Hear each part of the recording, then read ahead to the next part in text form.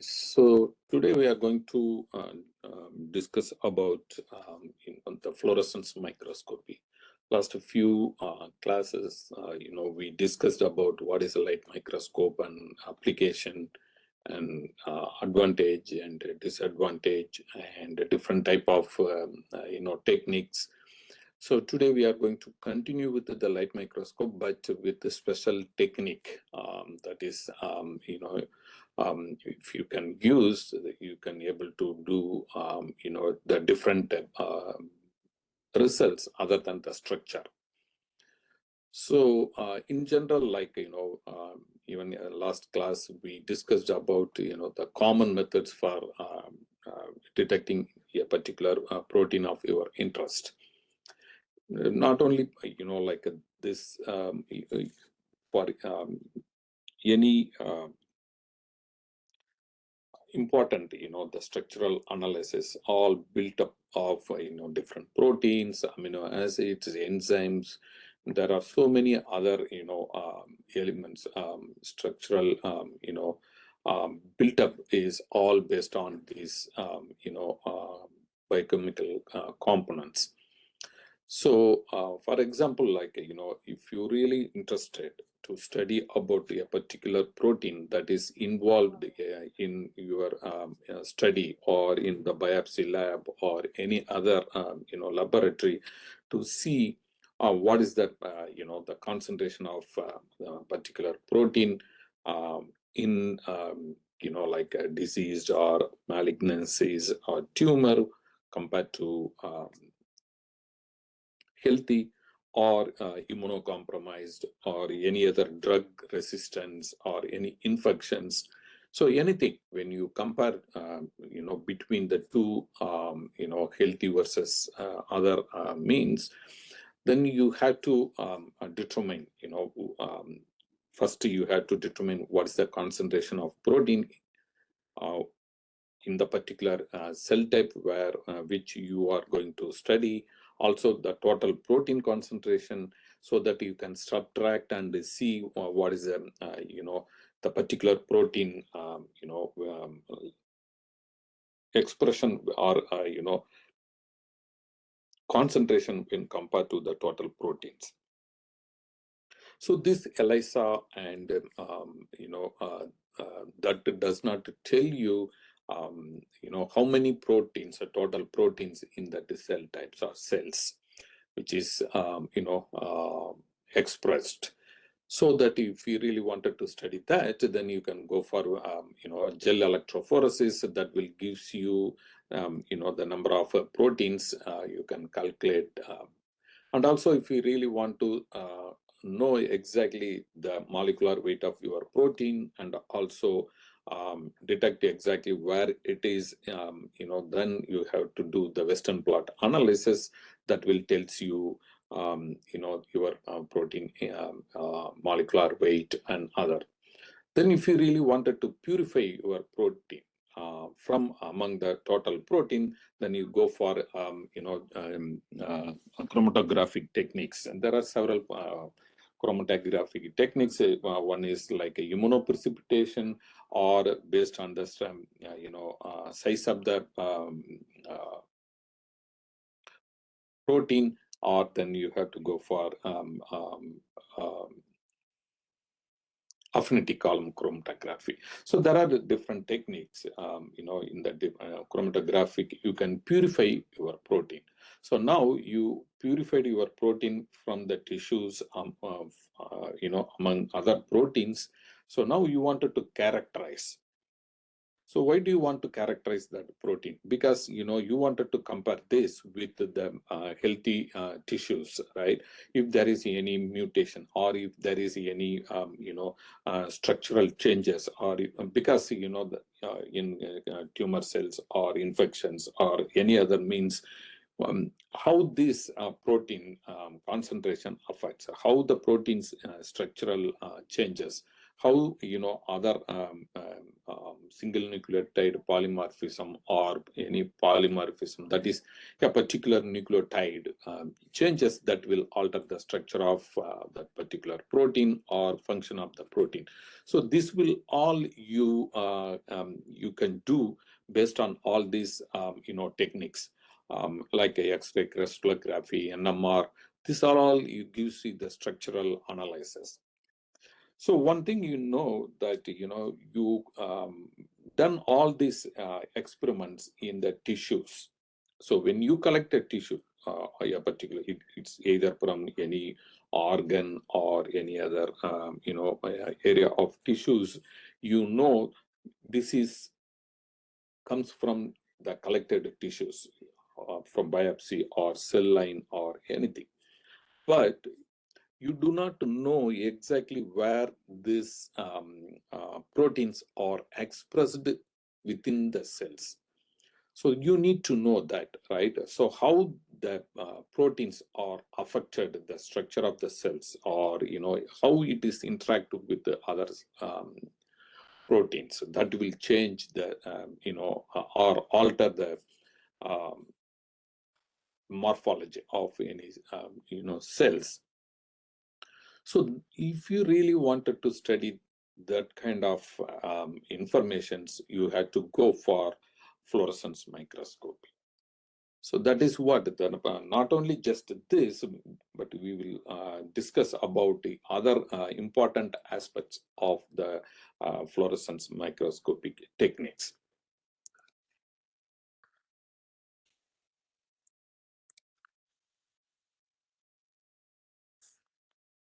So this, Sir Stokes, he first, described this technique. So he observed the mineral fluorophore, which emitted red light when it was illuminated by UV excitation. Also, the fluorescence microscopy has become an important tool in cell biology and the biomedical sciences because it contributes attributes that are not readily available in other contrast modes with the traditional, the optical microscopy or bright field microscopy. So that is the, after 1852, the technique is very popular and it gives a lot of information other than the optical microscopy. So what is the fluorescence microscopy? So the fluorescence microscope is used to study organic and inorganic samples. So the fluorescence microscopy, which uses fluorescence and phosphorescences to examine the structural organization, special distribution of samples. Whereas in light microscopy, we use a visible light, the light source. Whereas the fluorescence microscopy, we use the fluorescence and phosphorescences to examine the structural organization, special distribution of samples, So it is particularly used to study samples that are complex and cannot be examined under conventional transmitted light microscope.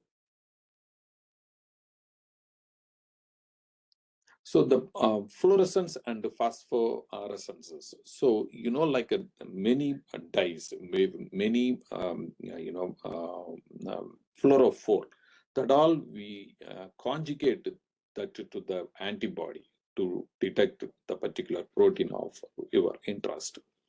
So here, as I mentioned earlier, in the bright field microscope, we use light source is a visible light. Whereas here, we are going to use different lamps. That is, we are going to, detail later. Also, the fluorescence microscopy used to study samples that are complex and cannot be examined under conventional transmitted light microscope. Also, this technique, helps to study substances present in low concentrations where high sensitivity is crucial to detect them. So these are all, very important, and how we can, get all these informations use the fluorescence microscope. So as we know that, the fluorescence, the light microscope, a basic components is eyepiece or ocular lens, objective lenses, stage, condenser lenses, and focus, that is adjustment, that is, then the light source. So these are all the basic components of bright field microscope. On top of that, the main components of the fluorescent microscope is overlap greatly with the traditional light microscope. So basically, two main differences are the type of light source. Whereas I mentioned earlier that in the light microscope we use a visible light, that is for our light source for bright field microscope. Whereas here we use a different light source and also specialized filter elements. So that is the two major differences between the bright field microscope and fluorescence microscope. So it is, imagine that you have a light microscope, and if you add these two important components, that is the light source and also the filters attached to the light microscope, we can call it as a fluorescence microscope. So the fluorescence microscopy, which requires a powerful light source, such as a xenon or mercury arc lamp. So that is the source of this fluorescence microscope. The light source is a xenon and mercury arc lamp. So the light emitted from the mercury arc lamp is 10 to 100 times brighter than the most incandescent lamps and provides light in a wide range of wavelength, from UV to infrared. So that is the advantage of this, the mercury lamp, so that you can use, fluorophore and phosphofluorescence, emitted substances when you attach or conjugate that into the antibodies. We will discuss about that. Why do you need antibody to detect the proteins? Also, what can you do with a fluorescence microscope? Study protein interaction or protein conformation. So that is one of the main points, that when you use the fluorescence microscopy, the study protein is interaction or protein conformation. So if you really wanted to study of your interest, how these proteins are interact with each other, that is a protein-protein interaction, and also how the proteins are changed due to any reasons. Also determine the shape of organs, cells, intracellular structures using this fluorescence microscope. Also, mainly the localization, exactly where it is expressed, the protein of your interest, that is one. Also, a particular organelle, if you really wanted to study a particular organelle, you can use that to, using the fluorescence microscopy, you can exclusively see, the expression of that organelle using, for example, DAPI related to the nucleus. Also, the interactions, then ion concentration using, the different technique, that is using the radiometric dyes, you can able to measure the ion concentration. Also, using the enzyme reaction, how this enzyme is a react, that is, you can use the fluorescent compounds to detect that the level of the enzymes. Also, the cell viability. So that's, if we really wanted to study, like a bacteria, when you treat the bacteria with the antibiotic or any antimicrobial agents, you wanted to see how these, antibiotic or antimicrobial agents affects the,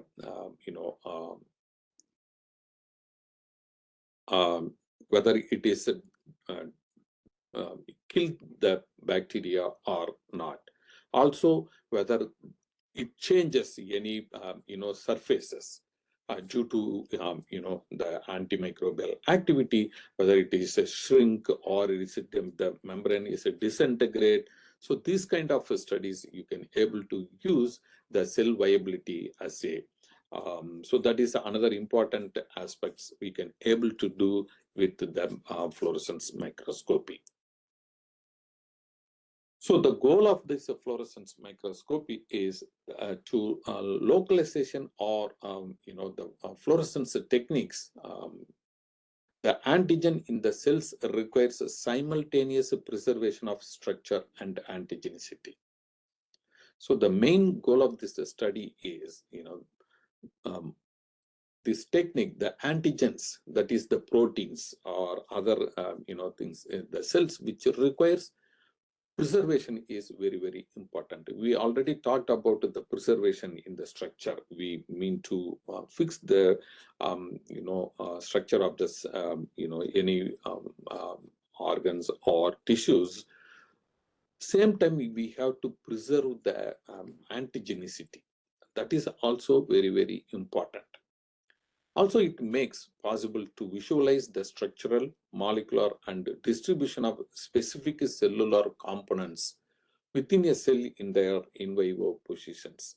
So it is very, very important that, when you fix your cells or any organ, it has to be, preserve the molecular and distribution of specific cellular components within a cell in their in vivo positions after you process your sample.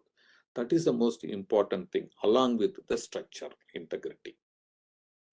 So this is our main goal of this, fluorescence microscopy. So we can talk about more, the antibodies that is bind to antigen. That is, you can use either monoclonal or polyclonal antibody. Also, exactly you can locate where the proteins are expressed. Also, you can locate the particular cells and the proteins where it is, expressed. Also identify the cellular events, how this one proteins that is changes the, the pathways, different pathways, due to the structural changes, due to abnormalities, the cell structure. How you can determine is how this particular protein that is changes in subsequent other proteins. So that also you can able to do with the fluorescence microscopy techniques. So mostly, we can use to study this technique cytoplasmic protein, nuclear, cell membrane, lipids, and other proteins.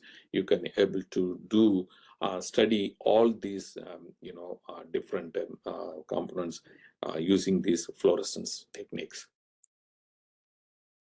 So as I mentioned earlier that, in the fluorescence microscopy, our main goal is to study, to localize exactly where the protein or other biochemical agents like, interactions, and the focus on particular, protein which is expressed ubiquitously, specific to particular organelle or organ or any particular cells. So you can able to do that in, identify using this technique. So how do we identify the protein, expressed in the cells? As we discussed in the first slide, that is a different technique when we use to, analyze the concentration of protein, detection, purification, and the characterization. So one of them is When you use to detect the concentration of total protein, you can use a known standard, protein concentration. So then, based on that, you can determine, your sample's total protein concentration. For example, as you know, before you're familiar with the laboratory to estimate the proteins. For example, we can use standard known protein is BSA bovine serum albumin. So you know what is the concentration of that particular protein. So you can make it as a standard that, and then you can use your extraction. You can isolate the proteins, the total protein from your, tissues, and then you can do the spectrophotometer analysis. You detect the your concentration of the total protein of your cells, the one which you isolated from. So this is need to have anything, because whatever proteins in the cell type you can detect using this Bradford or other method to detect this protein estimation. Whereas if we really wanted to detect your particular protein from that extract, then you needed something to bind that protein, right? So that is where the antibodies is a place. So I'm not going to talk more about immunology aspects of all these, but I will give you some basic informations on what is the polyclonal antibody, monoclonal antibody, and how that we use for fluorescence technique. So for that reason, you have to have your antibody. So the antibody is important to for this kind of techniques. So for example, here I will give you one protein that I'm currently, it's been working for 25 years, is a lactoferrin. So for example, if I have a periodontal tissue, so if I really wanted to know what is the concentration of the lactoferrin in periodontal tissue. Also, I wanted to study that in the saliva or in the milk, because this lactoferrin, which secretes in all the external secretions, which is, tear, saliva, milk, vaginal fluid, sweat,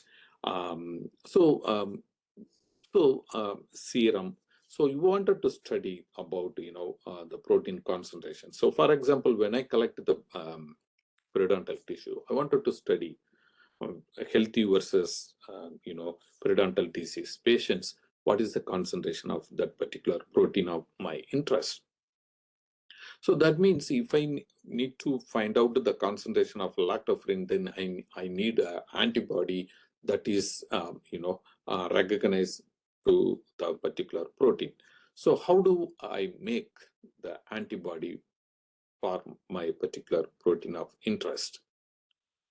So, for example, there are different type of antibodies you can make and different species also. So in general, for mostly we use to study antibody, the production is using the rabbit. So for example, when I purify my protein from human tissue samples, isolate them, purify them, now I have a purified protein of lactoferrin. So take this lactoferrin and inject to the rabbit, and then go for few months, then it will develop my rabbit develop antibody against the lactoferrin. That means it is a protect against this. So once it make an antibody, then we collect the blood and separate them, collect the serum, and again we can purify the antibody. So now the purified antibody is exclusively, it's for the raised against the lactoferrin. So now you have a purified antibody that is from the total protein you injected into the rabbit.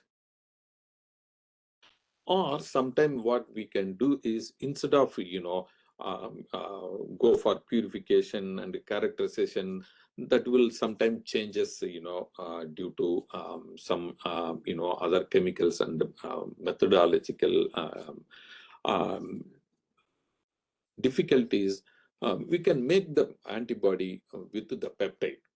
So you have a protein that has, for example, lactoferrin is 80 kilodalton proteins.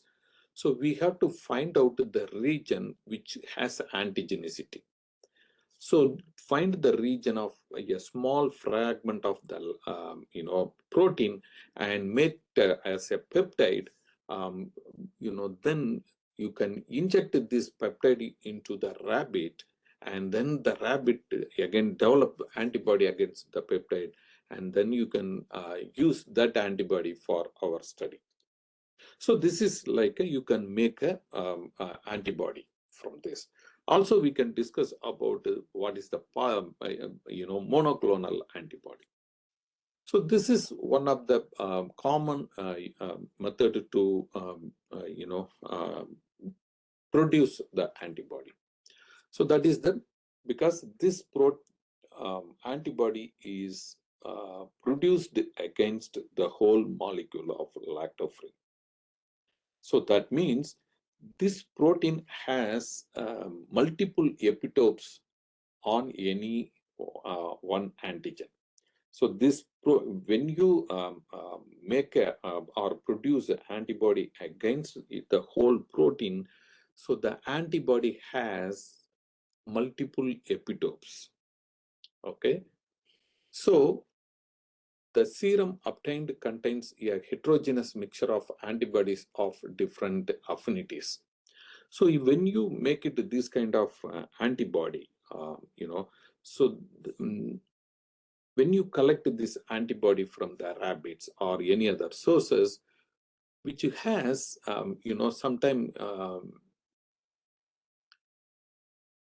this is not only bind to the protein of our interest, that is for lactoferrin, but also if there is any homologous protein presence in that tissue samples, which also it recognize, because as I mentioned here, that is a multiple epitope. So multiple region where you can the antibody will go and bind. So if there is one particular area that is homologous to other protein, so that what would happen is this antibody will also go and bind onto that protein, so that when you see, you can see the expression whether it comes from your protein or other protein. But that we can also overcome that. We will discuss that later. Also, this type of antibody, when you make this polyclonal antibody, that is mainly developed using the IgG subclass. So the peptide immunogens are often used to generate polyclonal antibodies that target unique epitopes, especially for protein families of high homology. As I mentioned earlier, that this kind of the cross affinity, it go on bind on to the other protein, because the polyclonal antibody has a multiple epitope. It is difficult to find out whether the expression comes from lactoferrin or any other homologous protein. So to avoid this, that's why I told the other alternate is the peptide, small fragments. So we have to identify the fragment that does not, homologous to any other protein, so that if whatever, when you generate the antibody, that is binds only to the lactoferrin or interest of your protein. So that is why the peptide immunogen are often used to generate polyclonal antibodies that target particular epitopes of your interest, okay, to overcome with the high homology of other proteins. Also, the advantage of this, even though there are, we have some cross-contamination due to the homology of the proteins, we can overcome that based on the, when you develop with using the peptide. The advantage of this is inexpensive and relatively quick to produce. Also, the production is, the antibody production is less complex when you compared with making the monoclonal antibody. So now you know that why do we need to use the antibody to study a particular protein of interest, whether that expressed in the cells or tissues or any other organs. So our goal is, you wanted to identify a protein of your interest, it has to recognize something. So who is going to recognize? The antibody is recognized. So now when you purify this antibody, how you are going to recognize the interaction between protein and antigen? As we discussed now, the antibody, like what we can do is take a sections and then you treat with the antibody will go and bind onto the protein. So now, how do you detect the interactions? We will discuss that later. Also, the high affinity. The advantage of this polyclonal antibody, as I mentioned earlier, which has a multiple epitopes to recognize, right? So in that case, the polyclonals amplify signal from a target protein with a low expression level, as the target protein will bind more than one antibody molecule on the multiple epitopes. That means sometimes, the protein expressed very low. So the detection level is, tough. So if you use the polyclonal antibody, the low concentration of this protein, the advantage of the polyclonal antibody, because of it has a multiple epitope, it will go and bind onto them so that you can able to do, things, easily identify that protein. So recognize multiple epitopes to give better results in, when you do the immunoprecipitation and chromatin immunoprecipitation. So if you have multiple epitopes, when you purify the proteins, more protein will go bind to these antigens, so that you can get, when you purify the protein, you will get more purified proteins. The advantage of this. Also more tolerant of minor antigen changes. Polymorphism, heterogeneity of glycosylation or slight denaturation than the monoclonal antibodies. So, as I mentioned earlier, that the polyclonal antibody has multiple epitopes. It will go and bind on to the multiple places in that protein. So now that is one advantage.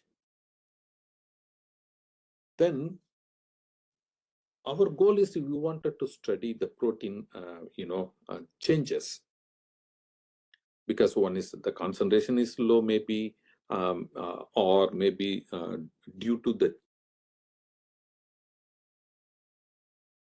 polymorphism, a single nucleotide that can change in the protein conformation. So that means once that amino acid, cause any structural changes, that means, that area you cannot be able to detect, because that particular epitope region, if there is any polymorphism, the antibody cannot go and bind. So in that case, if you have multiple epitope, the one area it does not go and bind, but the rest of the region it can go still bind.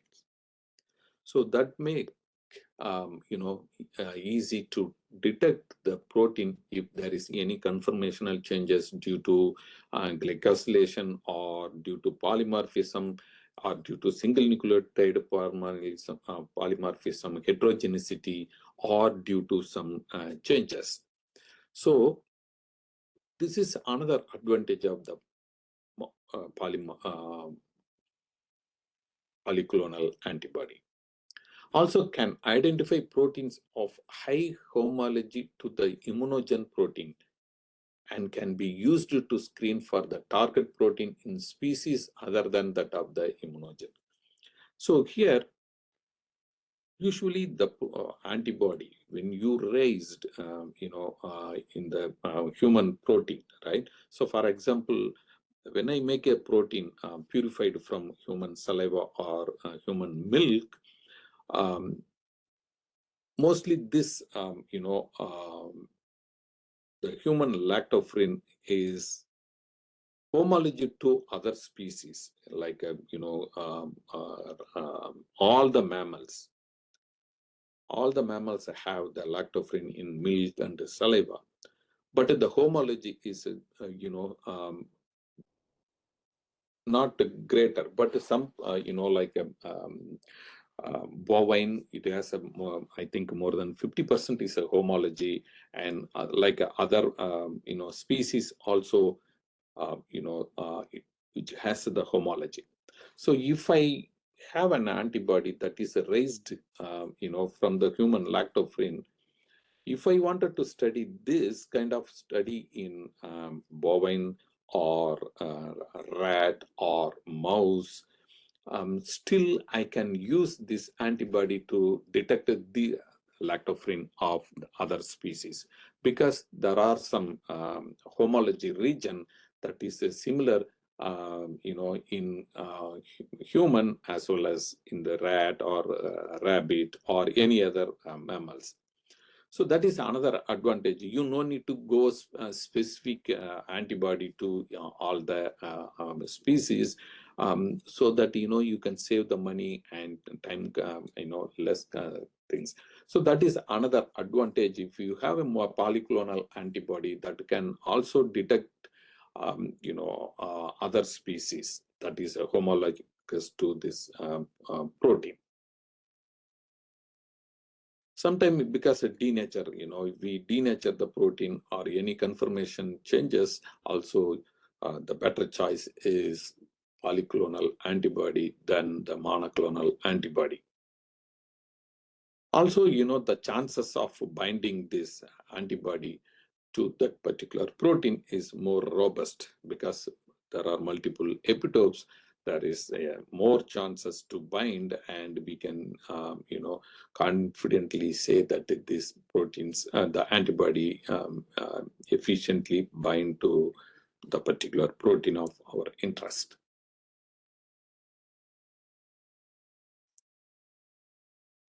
Even though we talked about more, like advantage of this polyclonal antibody, there are some disadvantages with this.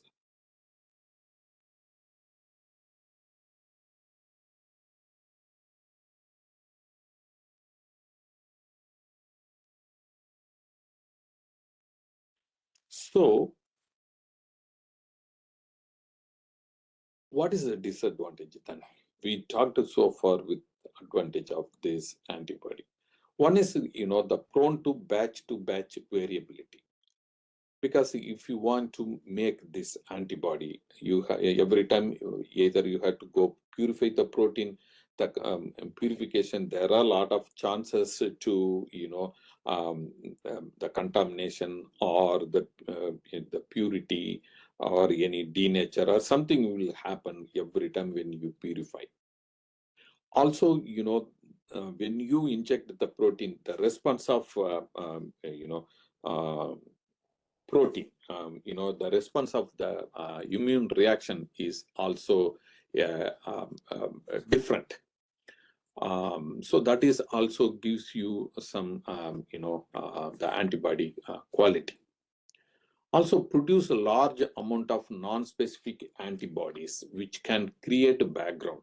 So that is another, important thing is because as I mentioned earlier, that this is not going to bind to only your particular protein, but also homologous other protein, so that it's very tough to say whether the expression of all the proteins is your choice or any other kind of other homologous protein. So that will gives you a false values. Also, multiple epitopes make it important to check immunogen sequence for cross reactivity.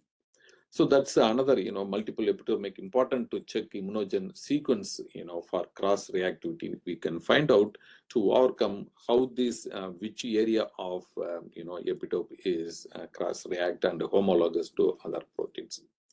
Also not useful for probing specific domain of antigen, because anti-serum will usually recognize many domains.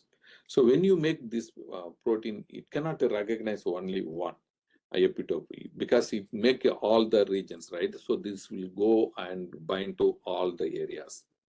But if you really wanted to study particular domain, either whether it is in N-terminal region or C-terminal region or any other particular only one epitope of that region, if you really wanted to recognize, then this polyclonal antibody is not the right choice. We have to go for monoclonal antibody.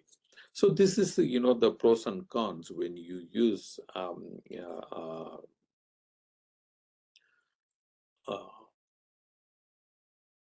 polyclonal antibody, that is make different things. Okay.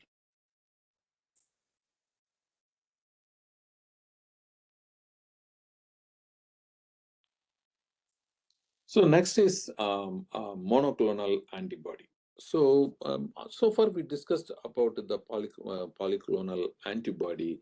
Now we can talk about the monoclonal antibody. So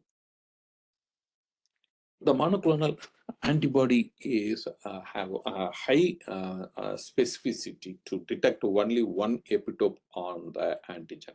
So this antibody is raised to detect one particular epitope where you want to study.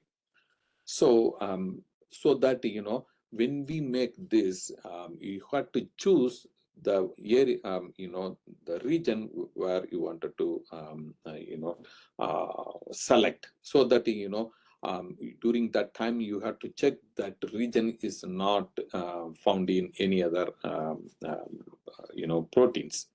Also consistent of only one antibody subset, either it is IgG 1, 2, or 3. Also, the monoclonal antibody when generated, when a secondary antibody is required for detection, an antibody against the correct subclass should be, you have to choose. If your monoclonal antibody, you check with the purified, that is IgG1 or 2 or 3, means your secondary antibody should be also the same subclass.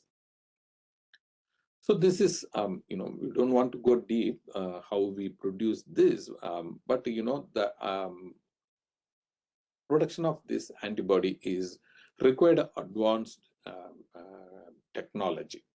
Also, training is required for this kind of, when you make this antibody. Also, it requires long time frame for hybridoma production. That is, one of the drawback of this, technique.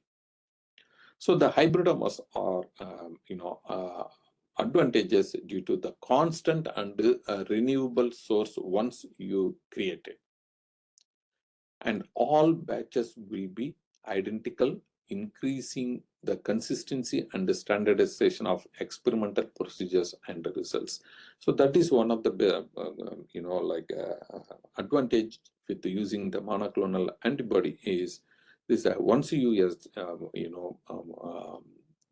developed this hybridomas, it's always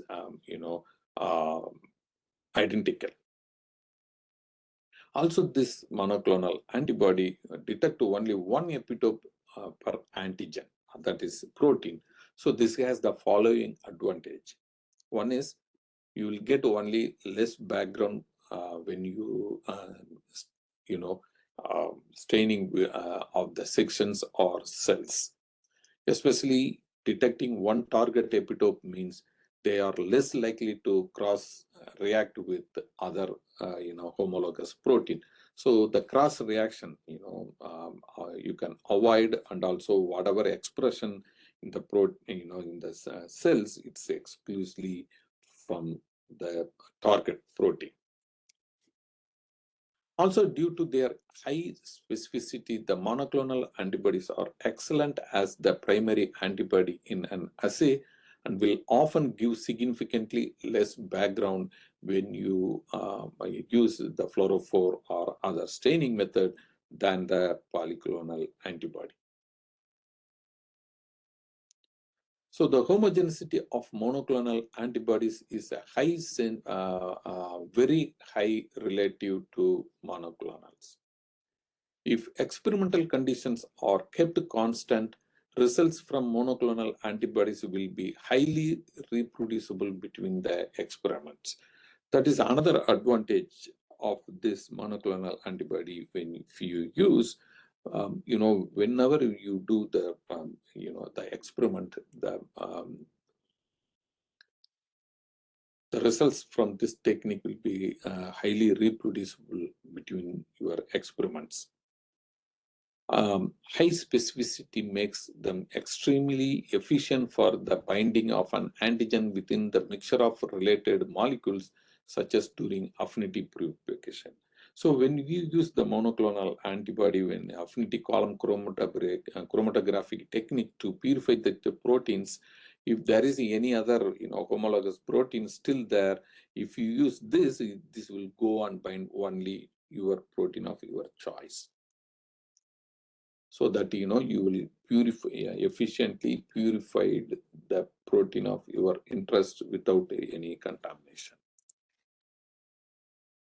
So we have many advantages of this monoclonal antibody. Still, it is too specific to detect across a range of species. So if you establish or if you produce this for human, it's very tough to use this antibody for other species, because it is not a homologous, or you cannot find that region in that other species, so that it is very tough to detect. Also more vulnerable to the loss of epitope through chemical treatment of the antigen than the polyclonal antibodies. As I mentioned earlier, that this will recognize only one epitope, so that if there is any changes in that particular epitope, then it won't go on by. So that is another, even though the protein is expressed, you cannot able to detect them. So this can be the offset by pooling two or more monoclonal antibodies to the same antigen. That is, to overcome this, you can make a different epitope, to select that, make an antibody to one or two or three epitopes, you mix together, and then if you use these three antibodies, that will go and bind to the three different areas, so that you can identify this protein or you can detect the proteins.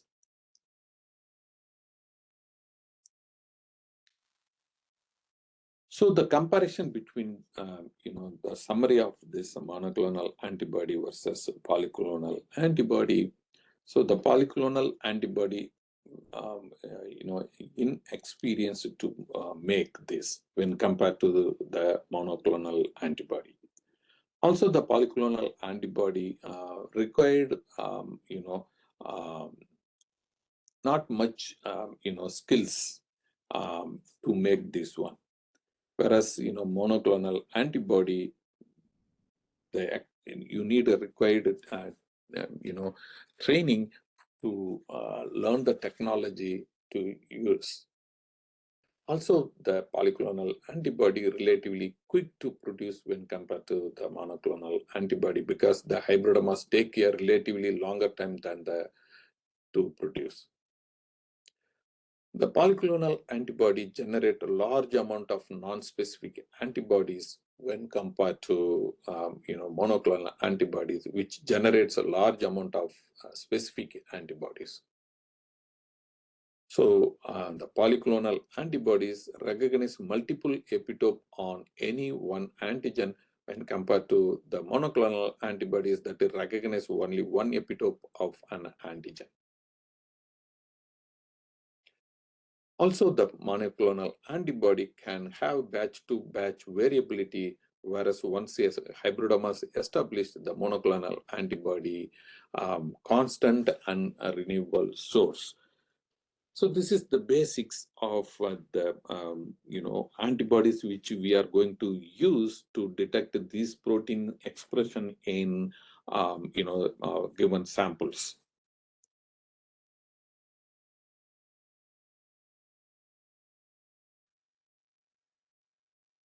Okay, we can give our 2 minutes break. I will be back.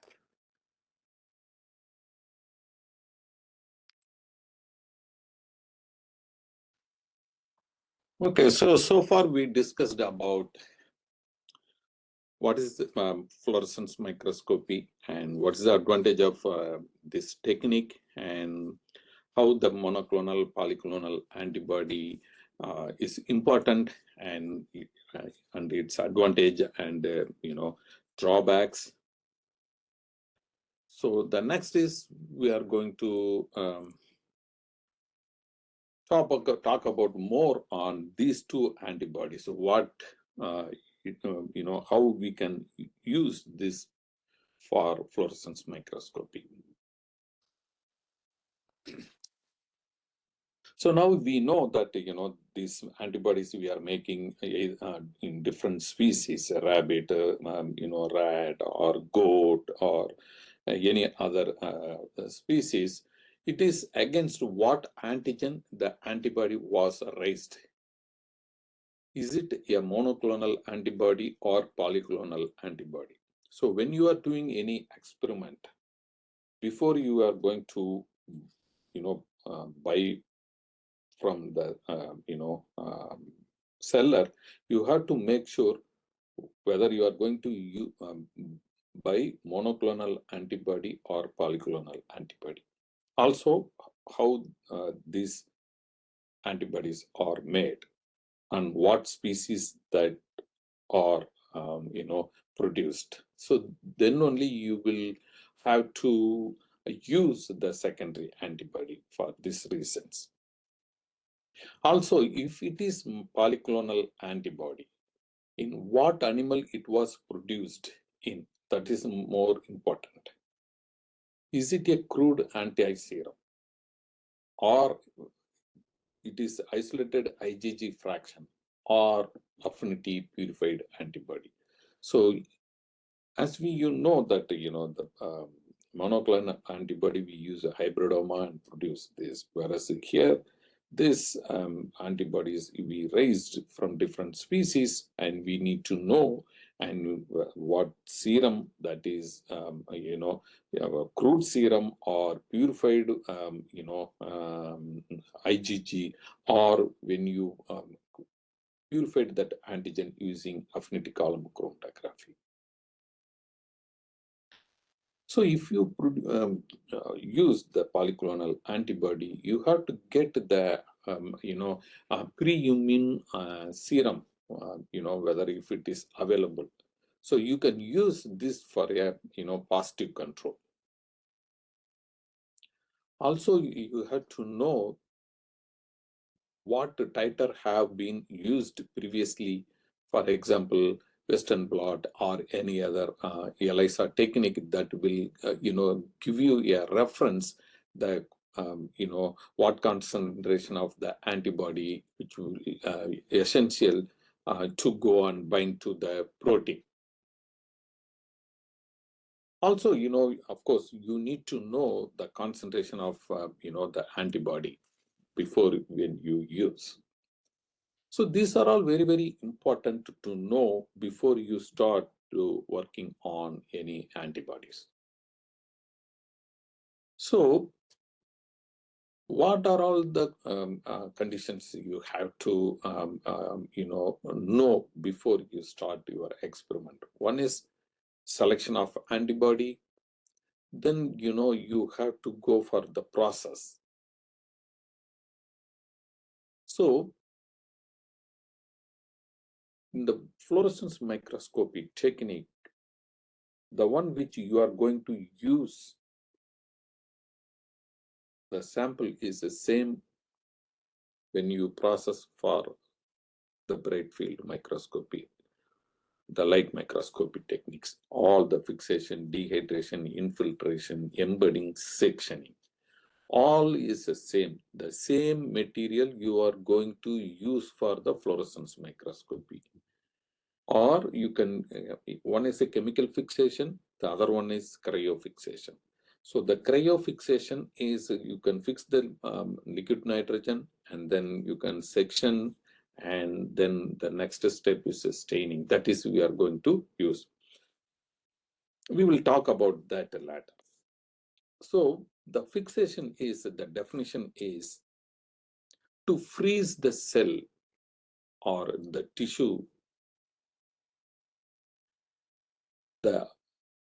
in a particular time frame. That is important, so that every molecule in that cell or tissue remains in its original location during visualization. So as soon as you dissect them or biopsy them or you collect it from the cells, you have to freeze them as soon as possible. So that is important, the particular time frame. You cannot, take it them and leave it for the bench for some time, and then you fix in the either liquid nitrogen or in the formaldehyde. Meantime, already it started to degrade or something, contamination, anything will happen. So our goal is, as soon as when you dissect them, you have to fix them immediately so that every molecule in that cell or tissue remains in its original location during observation. So that is our goal, to fix the sample. So when you talk about the protein chemistry, you can like a protein, like amino acids, the enzymes, antibodies, primary antibodies, secondary antibodies. So you commonly you have to use all this terminology. So what is the primary antibody? So far we discussed about the monoclonal antibody and the polyclonal antibody. Now here we call it as a primary antibody. What is a primary antibody? An antibody that is specific to the antigen of the samples to be localized. So our goal is, the antibody is either monoclonal or polyclonal antibody you raised against a particular antigen, that is a protein, that is specifically you are going to detect them in the unknown sample. Okay, so that is, we called it as a primary antibody that is conjugated to a signal. So you have a primary antibody, you purified that primary antibody. So now you wanted to detect this into any tissues or sample, whether that protein is present or not. So now for the fluorescence microscopy, the goal is you have to go this protein and the antibody binds, and this interaction should be recognized by when you conjugate fluorophores or dye to this primary antibody, so that you can directly detect them. Okay, so that is the primary antibody. The primary antibody is that directly it goes binds to your protein. Then if you use this primary antibody, you conjugate them, then you you can directly visualize. If there is no conjugate the fluorophore or dye to this primary antibody, even though the interaction between the protein and antibody, we cannot see through the fluorescence microscopy, because you need something to fluorescence. So that's why we can conjugate the fluorophores or dye to the primary antibody directly. You can visualize when you see under the fluorescence microscope. So now we wanted to make clear that we are going to use a antibody. So I said that the antibody, when you raise that from lactoferrin, for example, that means if you use this antibody to detect the lactoferrin in any other tissue samples, I can use this. But the interaction I cannot be able to see unless it has to conjugate with the fluorophore or dye.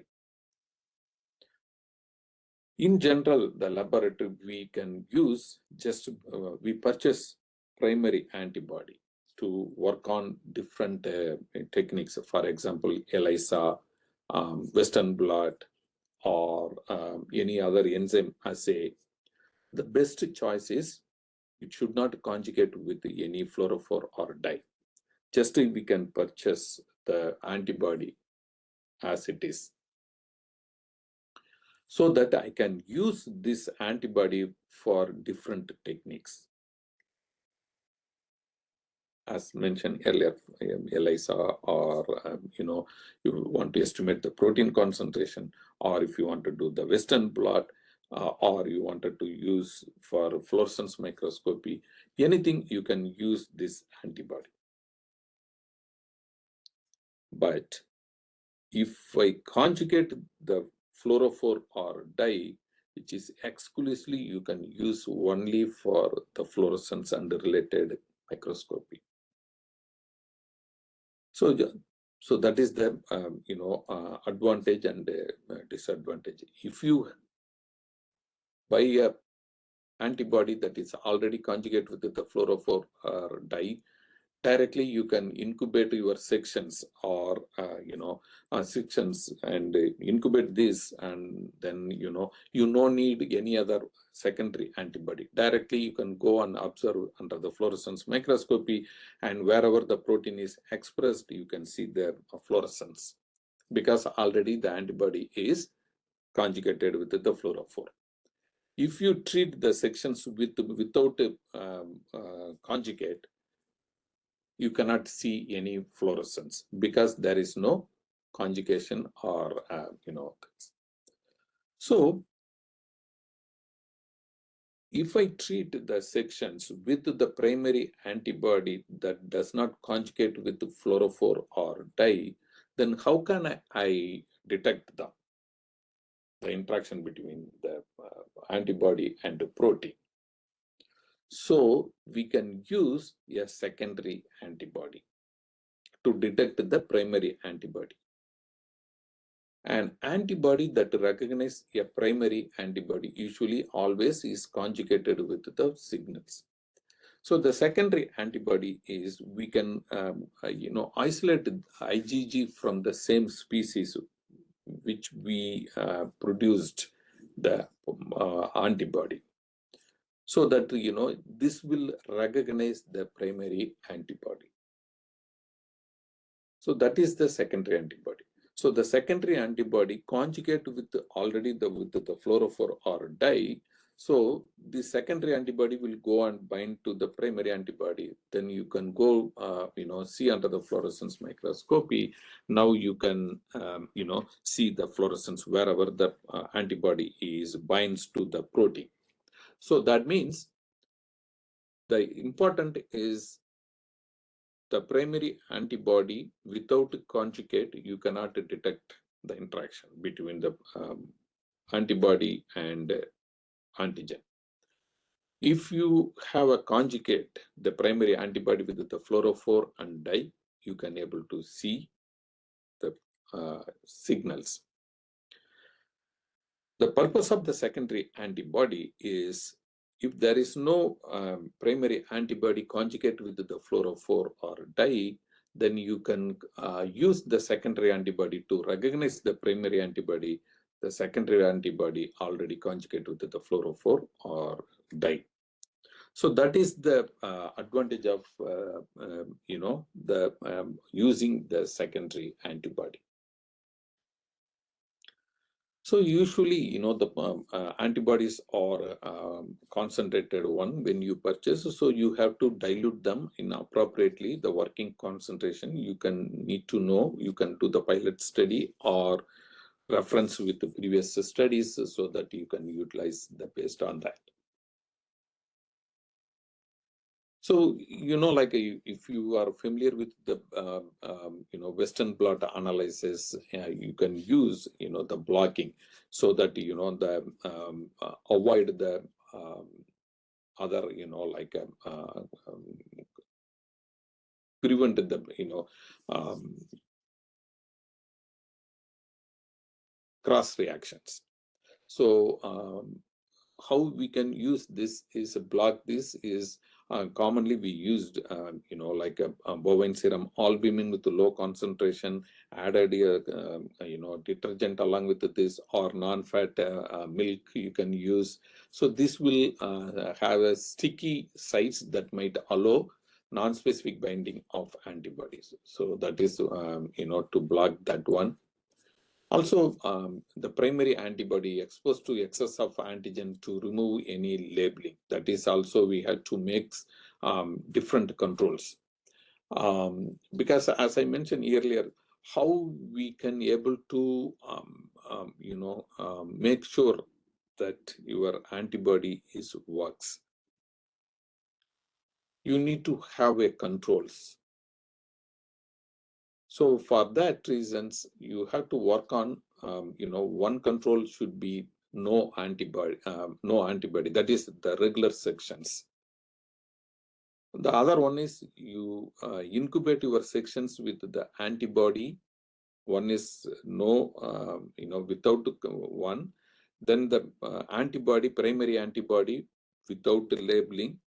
Then the primary antibody with labeling.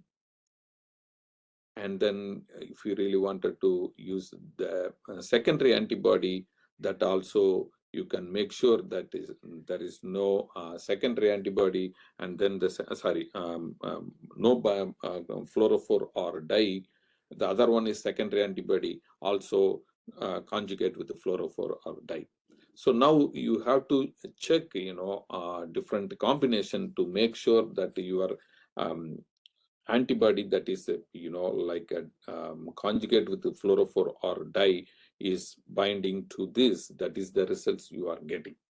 So whatever results if you are getting in different combination, then there is something not right. So always the controls is very, very important to validate your data.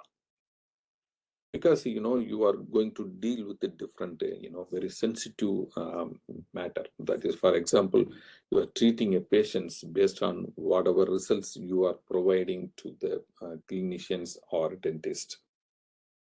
So